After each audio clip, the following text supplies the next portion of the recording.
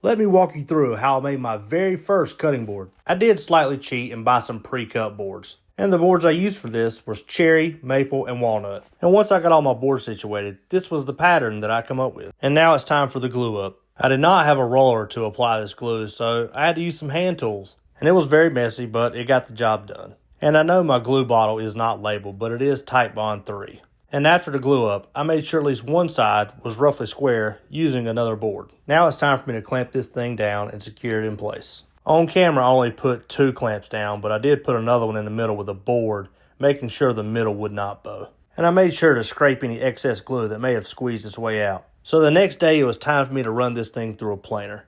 And I did not have one, so I had to go to another local woodworker's shop, and he let me use his. And after we ran it through a couple of times, we made sure while we were there to go ahead and clean up all the edges on this table saw. And between the table and the planer saw, you can tell this thing was flat. I took the piece back home, and I took my router, and I did a round over across all the edges. Once I was done with my router, it was time for me to start sanding.